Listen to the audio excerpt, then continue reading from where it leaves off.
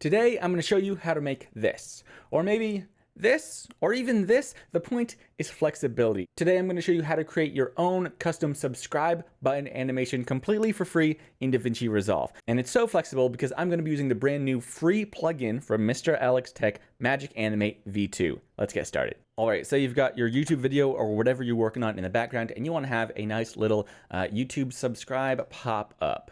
I have a copy of the YouTube logo here. I can drag that right to my timeline. And in Effects, Mr. Alex Tech, I have Magic Animate V2. I can drag that on, open up the inspector, come to the Effects tab, and get working. Now, there are these main transform controls here that you can use to adjust whatever you're working on before it then goes through the process of all these animation.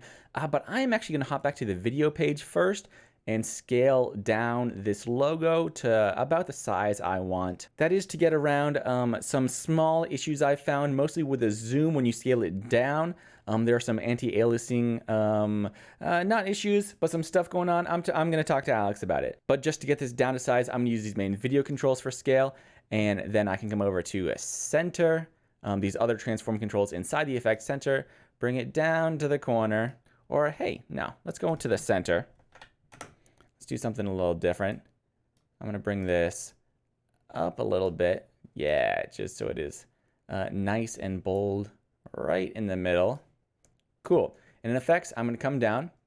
I'm going to toggle on whip, in and out, and spin in and out. Now these have default animations that they are set up. And you see, hey, by default, it slides in from the left, and then it'll slide out to the right while spinning. I'm going to change that whip in and out angle both to 90, and then now we will see that will come up from the bottom. And you will notice it takes a little while to see anything, and that is because it is coming from a point that is much further off screen than we want. So I'm just going to come to the beginning just in a little bit, and if I pull down the whip scale eventually, you will see that start to come on screen.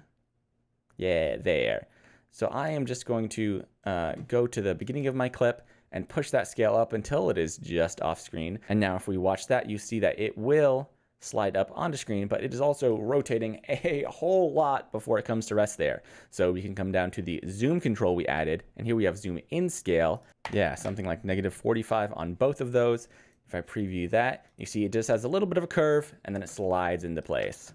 Actually, you can see I didn't quite, it's on this red armor, so I didn't even quite push it a little further. I will push it just a little bit more, especially with that easing to make sure it, yeah, feels real nice. It comes on, holds, and on the end, you can see it rotates the other way and slides it back off. And then finally, something like a little mid animation control. Let's pull up the pulse a little bit. So now it'll slide on, and then it'll subtly more. Okay, that's a big old pulse. Let's set that something like 2. How's that? Boom, boom, boom, boom. Awesome. And of course, this will automatically adjust to whatever length we set it. If we want it to be faster, pull this down, and the pulses will be faster, and then back off. On those pulses, you don't have pulse speed, but you have the pulse count. So now this is 5, so however long I stretch this to be, it'll spread out 5 even pulses along that timeline. Now, check this. I'm going to come just grab a plain text plus effect, but change this to something like subscribe. I'll pull down this scale a little bit. And then I'm actually going to copy this icon clip with my effect on it and click Alt-V to the paste attributes. And I'm just going to paste Fusion Effects, apply.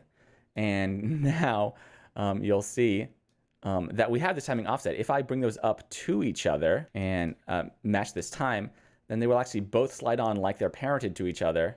Great.